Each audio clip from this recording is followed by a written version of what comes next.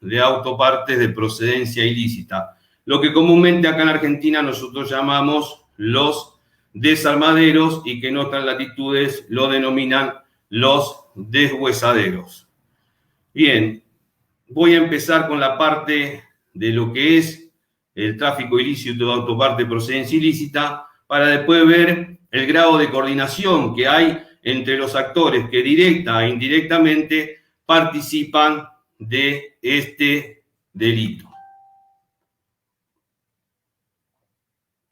Bien, hay cosas de las que debemos hablar. Siempre, por ahí decía mi abuela, cuando yo por ahí le preguntaba alguna cuestión que nos querían esconder, porque creía que por la edad que teníamos no debíamos saberla, y a partir me decía, ay, de esas cosas no se habla. Bueno, acá hay cosas de las cuales debemos hablar por la problemática que estamos teniendo conforme a la falta de normativa en materia de tráfico de autopartes de procedencia ilícita. Y cuando hablamos de deshuesadero, hablamos de desarmadero, yo hago la analogía que es como hablar de los trabajadores y las trabajadoras sexuales. O sea, muchos se rasgan las vestiduras cuando hay que hablar de ese tema, pero alguna vez han ido a comprar.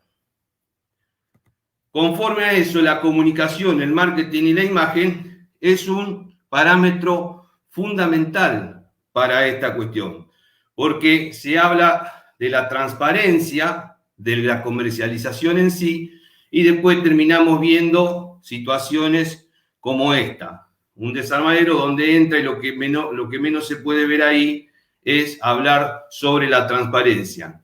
En un congreso nacional que se hizo acá en Argentina, yo hablé de que han mutado muchos mecánicos que han trabajado durante mucho tiempo en la mecánica y han mutado en los que son los desarmaderos o los deshuesaderos.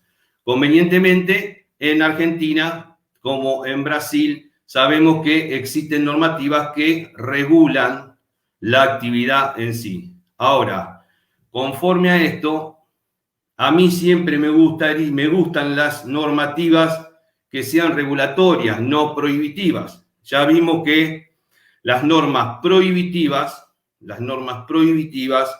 ¿a dónde nos han llevado? Entonces, las regulatorias me parece que son acordes para trabajar esta problemática de lo que es el repuesto automotor de procedencia ilícita. Muchos dicen hay que coartar la actividad lícita, la actividad legal, no se deberían vender los repuestos automotores y esto trae graves consecuencias si lo queremos coartar de raíz, porque sabemos que el comercio va a seguir estando. Entonces, ni dejarlo al libre albedrío, ni tampoco prohibir la actividad. La actividad como trabajo lícito tiene que proliferar. Y ya vamos a ir viendo en el desarrollo de por qué tiene que proliferar en base a los estudios que venimos haciendo desde hace muchos años.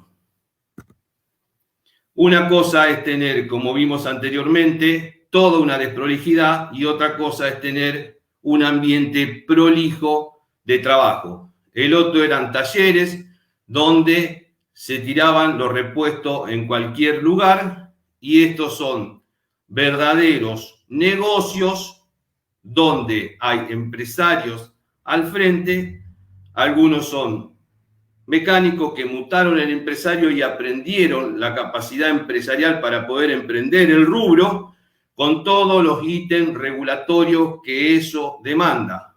Uno cuando entra a un ambiente de esta característica se da cuenta de la estigmatización que se tiene sobre la cuestión de los deshuesaderos y desarmaderos. Otra cuestión comunicacional de la actividad lícita que realizan tanto en Argentina como en Brasil, que son las dos normativas nacionales de las cuales yo conozco. Sé que Colombia también estaba bastante avanzada en el planteo de una norma que regule esta actividad, pero así como existe una cámara de repostero y de ventas de autopartes usada en Argentina, tienen también que modificar un poco el marketing que tienen sobre su rubro, porque bien estigmatizado que está. Es como cuando se habla de desarmaderos, ya le viene a la mente al común colectivo autos robados, autopartes robadas. Y la verdad que no es así. Uno que ya lleva tantos años en la investigación, desde el año 2004, que empezó a implementarse acá en Argentina la regulación de esta actividad, viene viendo la evolución que han tenido conforme a la actividad lícita sobre estas cuestiones. El marketing es fundamental porque tenemos acá varias casas que no sé por qué se denominan autorrepuesto o repuestos reutilizables El Gitano. Yo no tengo nada con la comunidad zíngara, pero siempre la comunidad zíngara ha estado vinculada al hurto automotor. Entonces, este sistema comunicacional que deben tener las autopartistas de venta de repuestos usados tiene que ser coherente con lo que se manifiesta de manera de propaganda. El diagnóstico es el paradigma y el mito que se tiene sobre un entorno espurio, sobre la cuestión comercial de lo que es el tema automotriz en ventas de autopartes. ¿Cuáles son los paliativos? Y lo que venimos desde el año 2004 allanando lugares, contando 17.844.000 piezas. Después esas piezas van en resguardo del ente de contralor gubernamental que ha hecho ese allanamiento.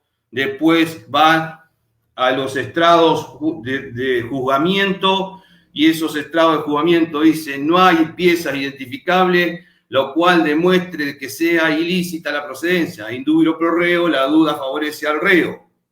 Entonces devuelva las 17.847 millones de piezas y resulta que a los 2 o 3 años cuando se devuelve falta la mitad de las piezas y ahí nos metemos en un berenjenal terrible, porque después reclama la mitad que le falta de las piezas y al reclamar esa mitad que le falta de las piezas, el Estado tiene que erogar para resarcir económicamente por las piezas que le faltan. ¿Y quiénes son el Estado? Todos los que pagamos, los ciudadanos que pagamos impuestos. Y yo no tengo por qué pagar impuestos por errores que se cometen cuando mis impuestos son justamente para mejorar la seguridad pública, el alumbrado, la limpieza, etcétera, etcétera. Bien, entonces ya sabemos el diagnóstico. Es complejo. ¿Cuál es el paliativo? Y seguir corriendo detrás de la zanahoria. Allanamos acá, se abre otro allá. Cerramos acá, se abre otro allá. Cerramos acá, se corre para allá. Los criminólogos decimos que el delito no se cuarta, que deberíamos, pero no se cuarta. Los criminólogos decimos que el delito muda o muta. Mucha presión acá, se corre. Va a trasladarse a otros lugares. Mucha presión sobre una serie de delitos, muta. Fíjese que a lo largo de la historia empezaron de robar placas de metales de las lápidas de los cementerios a robo automotor y de robo automotor en grandes narcotraficantes.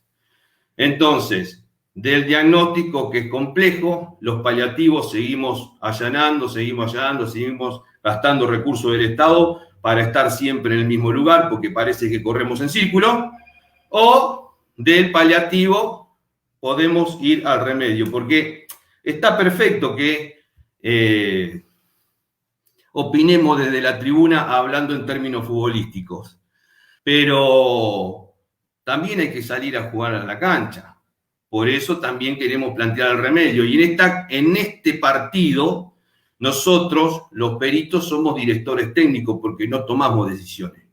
Los que toman decisiones son los que están en la cancha, pero nosotros, como especialistas en la materia, podemos decirles, mirá, mete una diagonal, que el otro entre y cabecee y meta el gol. Entonces, a partir de ahí, decimos, bueno, podemos resolver con el remedio. Pero sí poder orientar a aquellos que toman las decisiones. Bien. ¿Cuál sería uno de los remedios que podríamos resolver ante esta cuestión? Bien, el planteo que hemos hecho dentro de SIDEPA es regular todo lo que es el sistema de actividad en el marco del tráfico de autopartes lícita. ¿Por qué?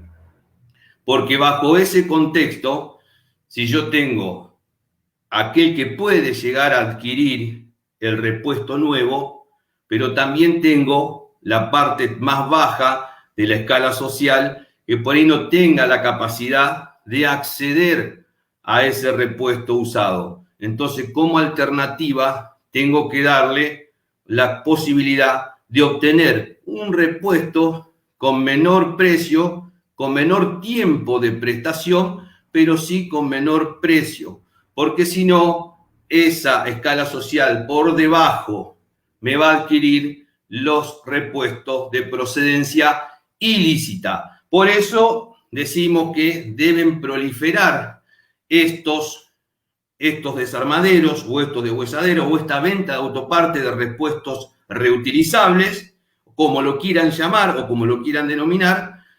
¿Para qué? Para darle una alternativa a aquellos individuos de bajos ingresos económicos que tiene por ahí su vehículo y que trabaja con ese vehículo, a adquirir el repuesto correspondiente, porque yo puedo andar con una puerta abollada, pero no puedo andar si se me sopla la tapa cilindro, se me dobla la tapa cilindro. Entonces, tengo que ofrecerles alternativa, si no ese individuo, con tal de llevar el pan a su casa, me va a ir al repuesto de procedencia ilícita. Si no existiría la demanda, tampoco existiría la oferta de esta clase de repuesto. Entonces, yo tengo un repuesto a 100 pesos nuevo, tengo un repuesto a 50 pesos reutilizable y tengo un repuesto de procedencia ilícita a 300 pesos. Entonces le doy un marco que entre los 300 y los 500 son 200 pesos de diferencia. No hay 700 pesos de diferencia con el repuesto nuevo. Entonces yo le pongo una competencia al repuesto de procedencia ilícita, trabajando mancomunadamente con las cámaras correspondientes que regulan la actividad en lo que es la venta de repuestos usados de procedencia lícita. ¿Y de dónde viene esta procedencia lícita? Desde la subasta o los vehículos siniestrados. En principio, cuando se obtiene de subasta o de vehículos siniestrados, tenemos que tener en cuenta que al momento de salir de la subasta y al momento de salir de la compañía de seguro, tienen que necesariamente ser identificados en sus guarismos. ¿Por qué? Porque una vez que llega al desarmadero, tras que ya tiene una estigmatización el desarmadero, no vaya a ser que compre los vehículos a las compañías aseguradoras o que lo compre en subasta, lo ingrese a sus respectivos negocios, le caiga una inspección y al caerle la inspección encuentre que algunos de los dígitos se encuentran apócrifos o, más gravoso, con pedido de secuestro activo y en circulación.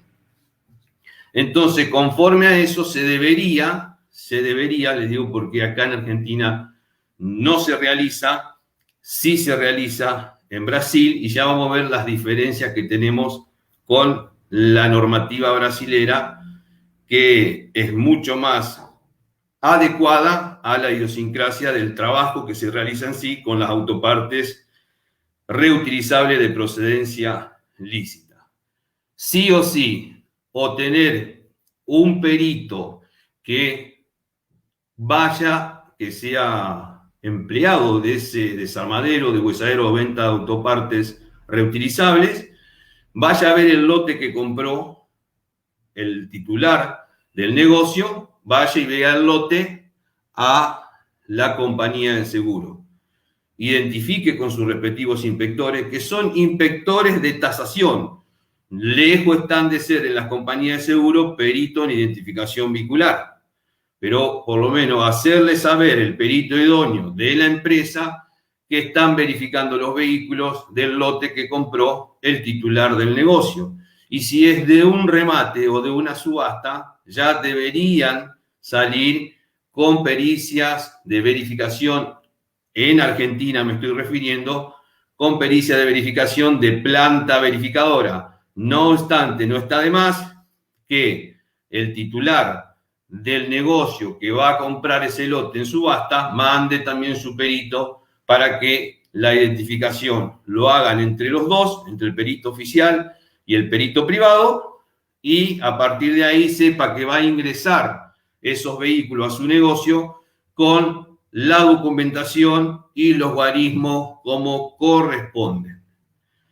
Nosotros dejamos un bosquejo acá de la planilla de la ubicación y del calque de los dígitos identificatorios del automotor, donde decimos dónde lo realizamos, cómo lo realizamos, cuáles son esos guarismos, dónde se encuentra la identificación de cada uno de ellos, y se hace el levantamiento de impronta para saber que en el momento que se adquieren esos lotes, tanto en subasta como en compañía de seguro, tienen la morfología correspondiente, donde tenemos ahí testigos métricos indubitados y una hoja milimetrada de 1 por 1 indubitada.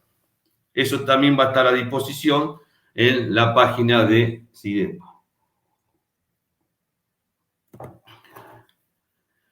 Las leyes regulatorias de Argentina. Argentina, la ley regulatoria es la 25761, que regula esta actividad.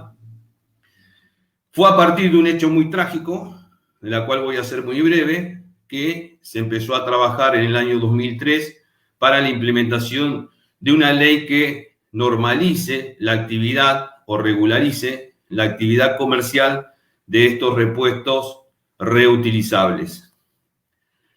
En el año 2003 se produce un secuestro, estaban de moda los secuestros extorsivos. Esos secuestros extorsivos, se secuestra a un joven de 21 años, Axel Bloomberg, donde termina queriendo escapar, y por eso, por terminar queriendo escapar, termina muerto por los mismos captores, y conforme a eso su vehículo, la policía lo termina encontrando en uno de los desarmaderos más grandes que había en ese entonces en el país.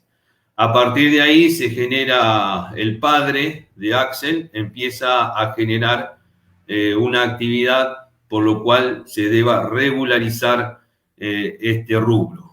Conforme a eso, en el año 2004, la 25761, que es la ley que regula la actividad comercial de los desarmaderos, con su respectivo decreto reglamentario, el 744 del mismo año, implementa de que solo 30 piezas y nada más que 30 piezas de todo el automotor siniestrado o puesto en subasta tiene que recuperarse. Esa recuperación lo hacen en base a la observación que tenga el titular del desarmadero, o sea, deja libre albedrío para que el titular de ese desarmadero pueda revisar y decir la cantidad de piezas que puede recuperar de ese vehículo. El elemento identificatorio que va a tener cada pieza es este que estamos viendo acá arriba, que dice Dirección Nacional de la Propiedad Automotor. Dependiente, el registro que controla esto, que es el RUDAC, el Registro Único de Actividades, el Registro Único de Desarmadero y Actividades Conexas, dependiente de la Dirección Nacional del Registro de la Propiedad Automotor, que es el órgano máximo que regula el sistema de identificación y el sistema registral de los vehículos que se encuentran en territorio argentino, tiene la particularidad de tener algunas medidas de seguridad con su código de barra. La normativa dice que tiene que ser autodestructible al momento de la remoción. Y por ahí vemos nosotros que se remueve fácilmente, y si no, se lo terminan dando al usuario en el desarmadero en la mano. O sea, en la práctica esto no ocurre.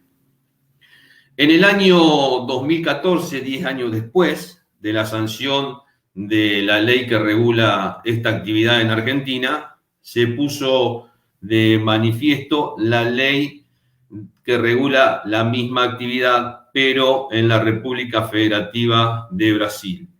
La verdad que ellos tomaron la idiosincrasia europea y con algunos matices de nuestra normativa y la mejoraron. ¿La mejoraron en qué sentido? De que ellos recuperan el 95% del vehículo siniestrado o el vehículo adquirido en subasta. Y eso es, la verdad que es espectacular.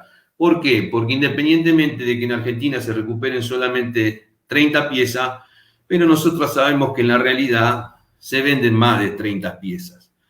Acá se dice que en Argentina los elementos de seguridad activa no se deberían vender, mordazas de freno, disco de freno, sistema de suspensión, sistema de iluminación, etcétera, etcétera. Pero sabemos que con sticker, sin sticker, se sigue vendiendo igual. Entonces, no sé por qué el RUDAC todavía no ha visto esta situación. Es más, dentro del decreto tenemos una de las 30 piezas que dice carburador, y hoy es raro el vehículo que se pueda encontrar con un carburador. Ya todos son con inyecciones electrónicas, o sea que quedó bastante vetusta esa normativa y parcela mucho la cantidad de repuestos que se pueden vender. Se derrocha mucho que se puede reutilizar y convengamos que los repuestos que no tienen sticker, no se reciclan, se terminan vendiendo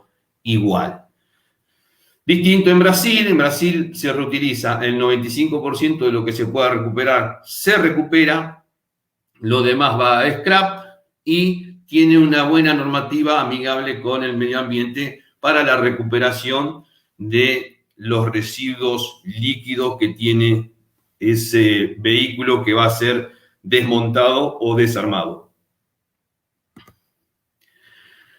Un modelo a copiar, siempre decimos que si algo está bien hay que copiarlo, no hay que innovar. No hay que innovar cuando algo está bien, que a nosotros consideramos como SIDEPA que se encuentra bien. Entonces, creemos que se deben copiar los modelos. El Estado de Sao Paulo tomó la idiosincrasia argentina con resguardo de lo que son las normativas europeas, conforme a el círculo donde van a trabajar todos los entes oficiales para que ese repuesto que llegue al usuario tenga las garantías necesarias, no solamente de que el repuesto es de procedencia lícita, sino también que tenga las mismas prestaciones, quizás con menor cantidad de tiempo, pero las mismas prestaciones que si compráramos un repuesto nuevo. Tiene las garantías de los entes gubernamentales encargados de realizar las pruebas necesarias para que ese repuesto cumpla las mismas prestaciones y que no va a haber un siniestro el día de mañana por falla de ese repuesto. Entonces, por una parte, resuelve la seguridad pública en materia de la licitud del repuesto y la seguridad vial, dándole garantías de que ese repuesto va a cumplir las prestaciones que el vehículo necesita al rodar por la vía pública. ¿Y quiénes participan en esto? La adquisición en subasta pública de cualquier organismo, que puede ser del Estado o no, la adquisición por las compañías de seguro, por la cantidad de vehículos siniestrados, los cuales pagan su póliza y se quedan con lo que es el residuo del vehículo. Eso se normaliza dentro de lo que son los requisitos legales. DETRAN, que es la Dirección de Transporte, que regula lo que es la registración del parque automotor, le da la validación.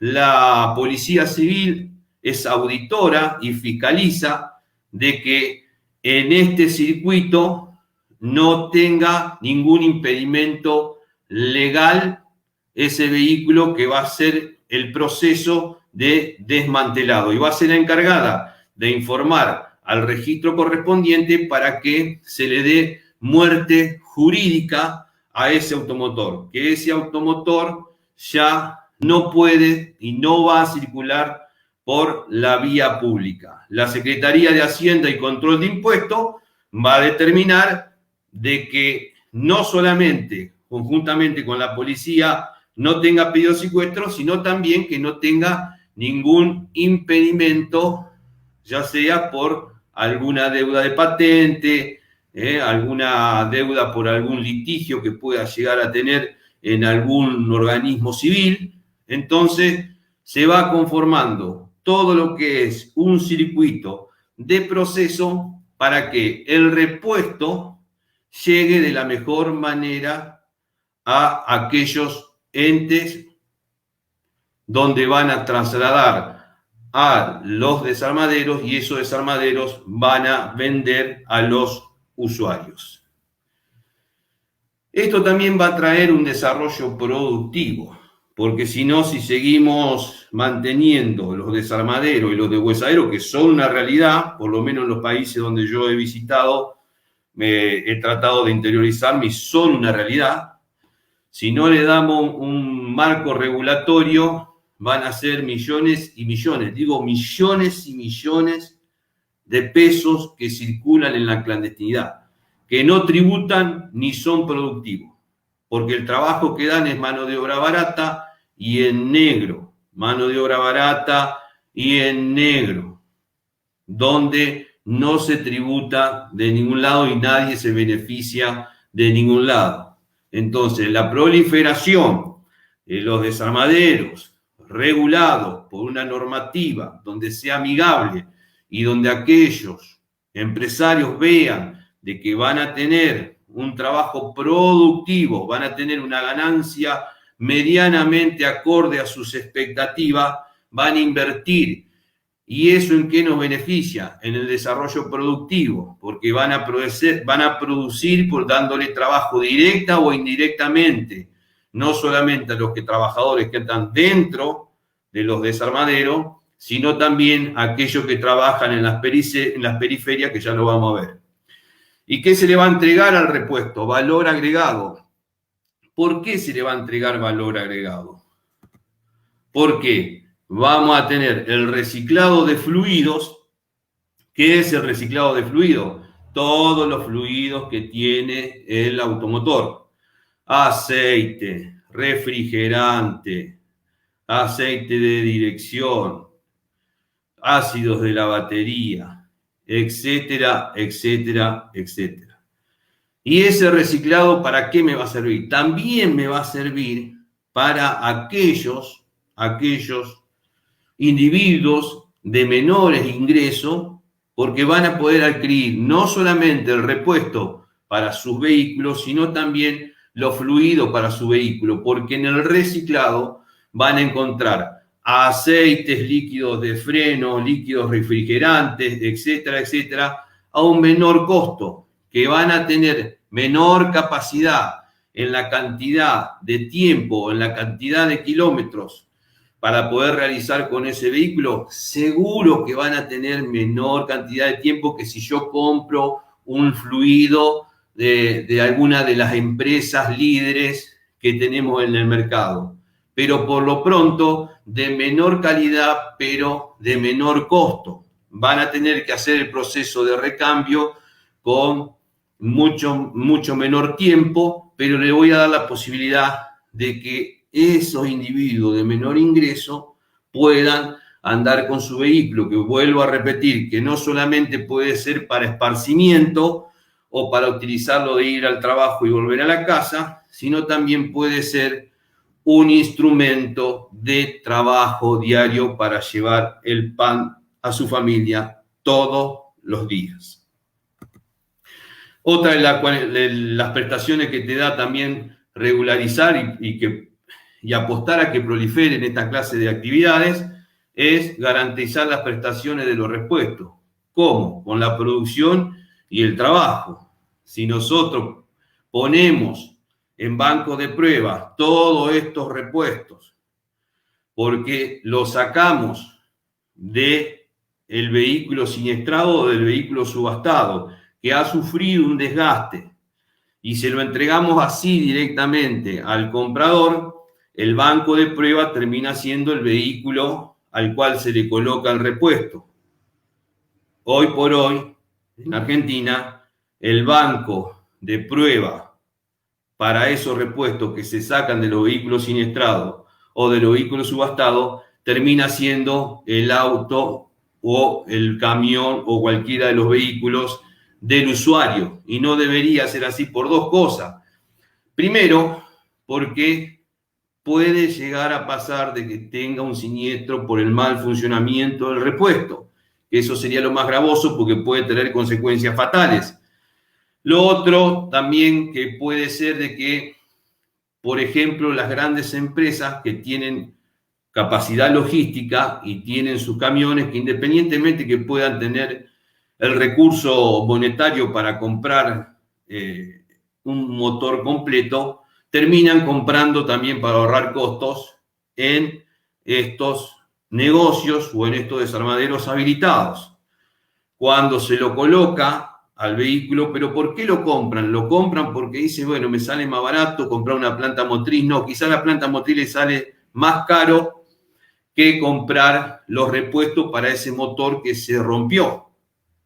Pero en el tiempo que demoran en reparar el motor que se rompió, gastan más que colocando una planta motriz nueva, y quizás la compran en esta clase de comercio, y como no está en un banco de prueba puede tener fallas, y al tener fallas ya lo que ellos presumieron de que con el ahorro de tiempo ganaban más dinero que reparando el motor que rompieron, termina yéndose el ahorro por el tobogán. Entonces no debe ser el vehículo del usuario el banco de prueba de los repuestos usados. Para eso entonces vamos a producir personal capacitado que tenga también la responsabilidad de firmar mediante todos los ensayos en los bancos de prueba de que ese repuesto está en condiciones para circular en la vía pública, que va a ser colocado en el automotor y que va a circular por la vía pública sin ningún inconveniente. Donde si hay algún inconveniente, tenemos un responsable que ha firmado, un técnico mecánico, un ingeniero mecánico que ha firmado y que ha puesto en juego su matrícula, por la cual dijo que ese repuesto va a cumplir con las prestaciones que debe cumplir. Y eso se llama producción y trabajo. Trabajo genuino, con producción, con aportes fiscales, de los cuales va a obtener recurso el Estado también. Eso va a volver en impuesto, va a tener recurso el Estado. Hoy por hoy, como estamos en toda Latinoamérica, son divisas que se mueven en la clandestinidad. ¿Y eso qué hace? Que se inyecten en el mercado o en la sociedad de mercado, y lamentablemente nos sigue generando más inflación, que la verdad que estamos hasta la cabeza de inflación.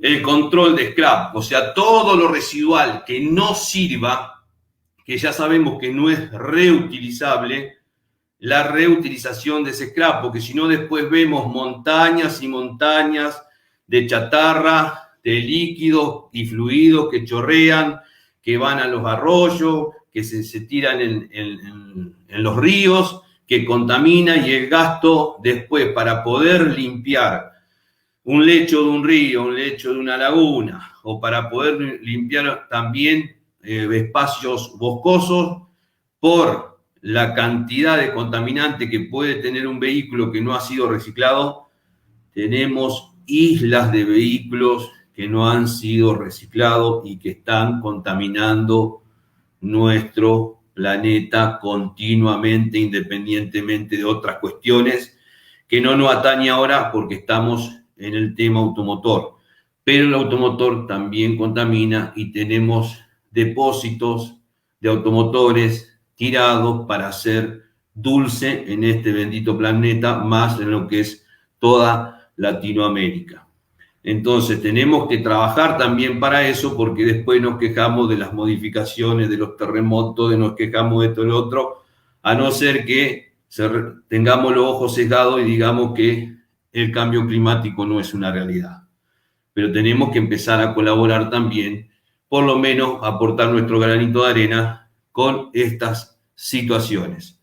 Todo lo que es el control de scrap, lo poco que queda después de haber recuperado el 95% de ese vehículo siniestrado o comprado en subasta, tratar de que todo eso que queda vaya al reciclaje. O sea, tenga un proceso de reciclado y no quede nada librado al medio ambiente. ¿Cómo vengo? Bien. Otra de las cuestiones también que hace a lo que es la periferia, los que se benefician indirectamente de la actividad comercial que puede llegar a tener esta actividad comercial regulada de los desarmaderos, los deshuesaderos o las empresas de venta de autopartes reutilizables, es que van a generar un packaging, ese packaging lo va a tener que armar otra empresa, una empresa que se dedique al cartón, una empresa que se dedique a los envoltorios de bolsa, porque depende del repuesto, va a ir en una bolsa que va a tener un tratamiento anticorrosión, donde va a tener su precinto y va a tener su tarjeta de garantía.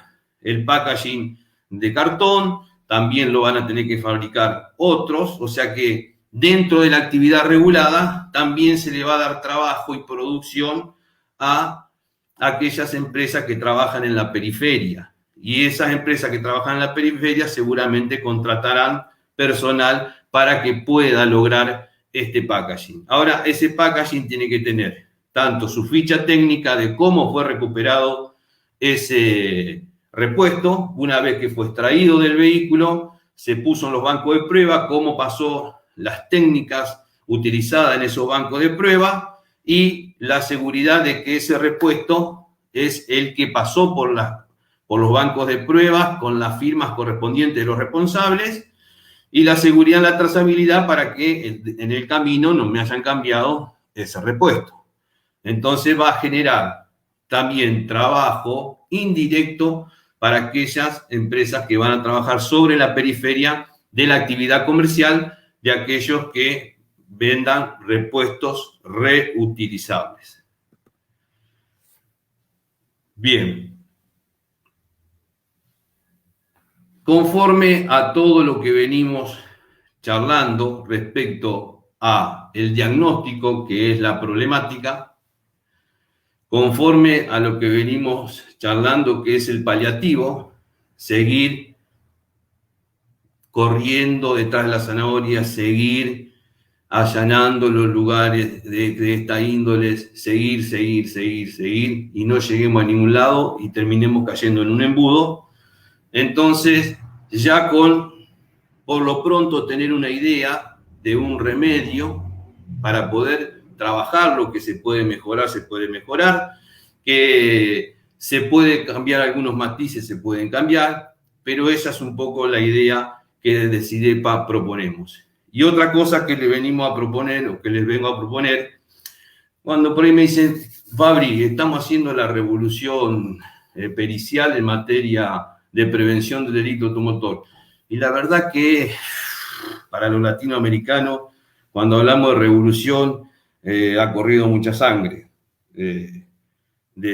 Sabrán bien los mexicanos, los nicaragüenses, los cubanos, los bolivianos, fueron las 4 grandes revoluciones en todo nuestro continente y la sangría que hubo en esa cuestión. Lejos estamos de poder hacer una revolución en materia pericial, pero sí me parece que si le tachamos la R, empezamos en la evolución. Me gusta más esa palabra, decir, empecemos a evolucionar.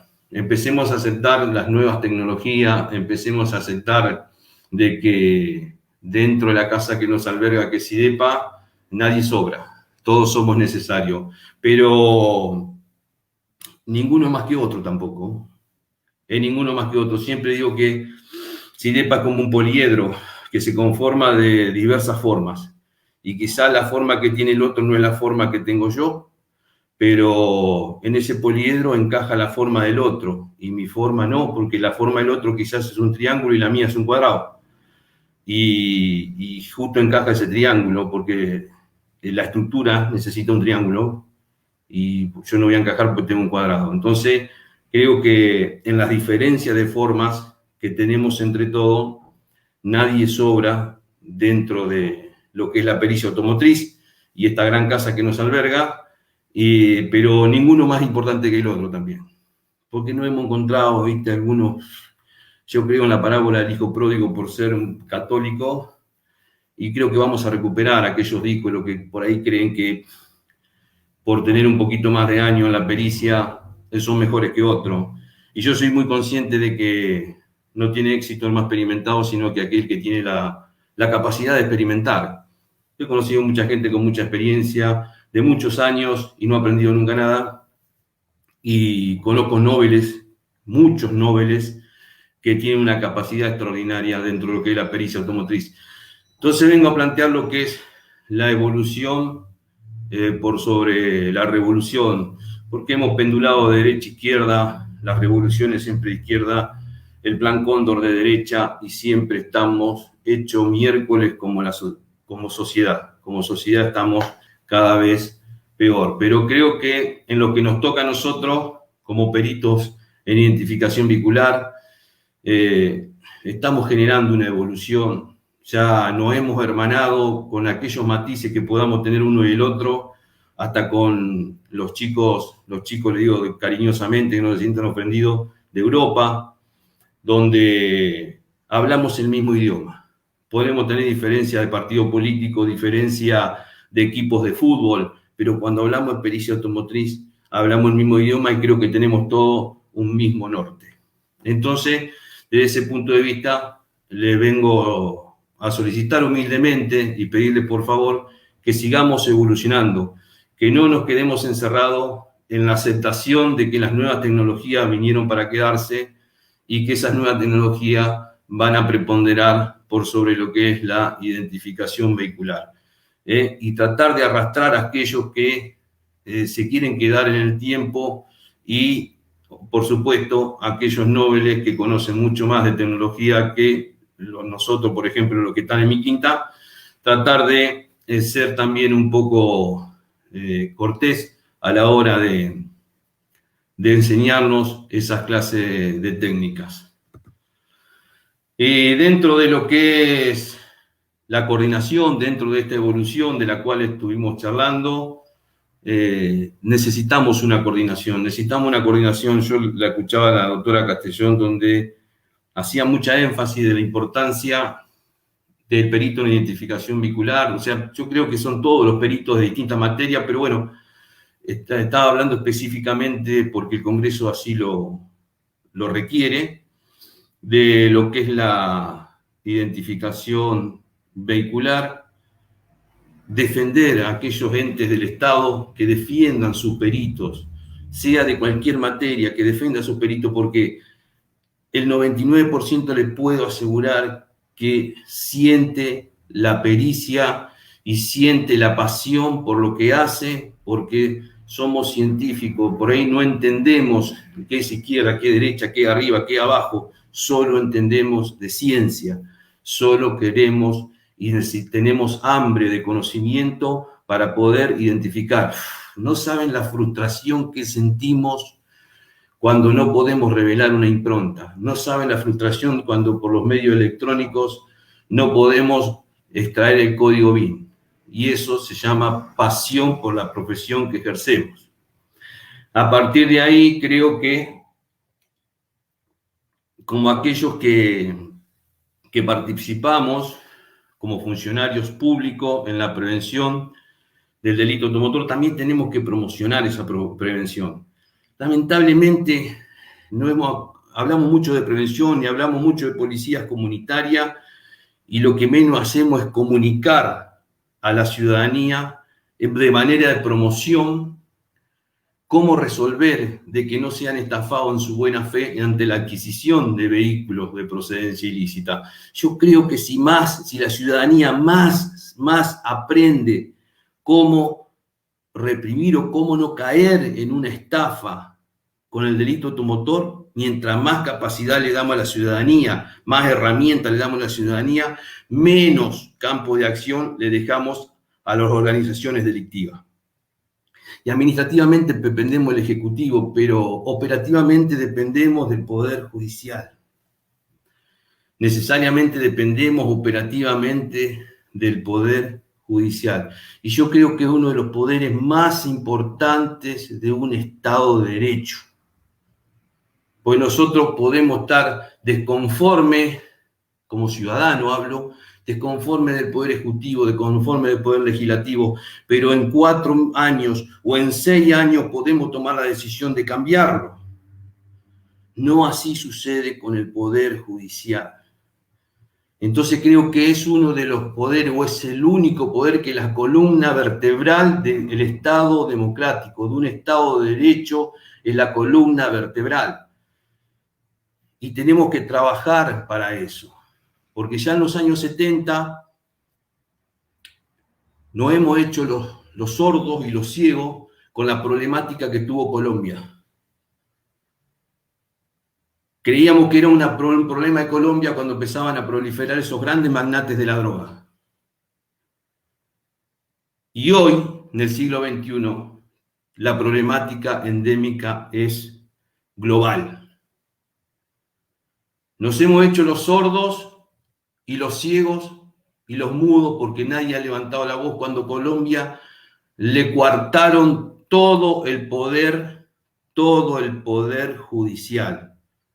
Mataron las mentes más importantes en materia jurídica, pusieron de rodilla al Estado. Y hoy Colombia se pudo recuperar y sin resentimiento de todos los otros estados, a lo cual ni siquiera se manifestaron. Hoy en Argentina, lamentablemente, ese tejido social con la justicia se ha roto. Y espero que no sea así en toda Latinoamérica. Hoy tenemos esa columna vertebral en un Estado de Derecho que debe mantener la matriz de confianza entre la sociedad y el Estado, se ha roto. Hoy hay desconfianza de nuestros jueces más probos. No los meto toda a la bolsa, pero la mayoría, cuando los rasgamos un poquito, se le notan las hilachas. Entonces, defiendan a los peritos, ya sean de cualquier materia. La comunicación entre el Estado, que es el contralor de este tipo de delitos, la comunicación entre la matriz jurídica y el conocimiento, que es ahí donde entramos nosotros los peritos de identificación vehicular, va a hacer que la comunicación entre los poderes del Estado, el conocimiento de los peritos, la efectividad organizacional. Y quédense tranquilos y les puedo asegurar de que vamos a tener un éxito globalizado en materia de prevención del delito automotor, manteniendo esa coordinación, pero tenemos que dejar un poco nuestros egos de costado y empezar a trabajar en conjunto para dejar una sociedad. Yo por lo menos quiero dejar una sociedad mejor para mis hijos, porque son los que van a heredar esta sociedad por la cual yo lucho día a día de que sea mejor.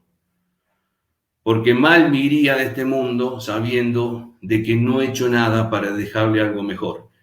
Quizás no pueda, pero por lo menos lo voy a intentar. Y eso es lo que quiero dejar también desde mi pequeño granito de arena para todos los que integramos esta gran comunidad de peritos en identificación vehicular. Bien, quiero dejarle con unas pequeñas palabras de un gran filósofo, comediante, llamado Tato Borenstein de apellido, donde nos pinta de cuerpo y alma cómo está hoy la justicia, lamentablemente, en nuestro país.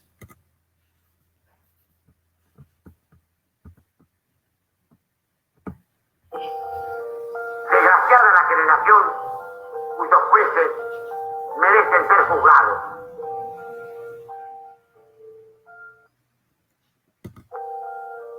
Desgraciada la generación cuyos jueces merecen ser juzgados.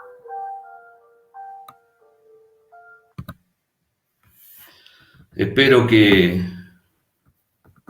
nuestra generación no sea desgraciada.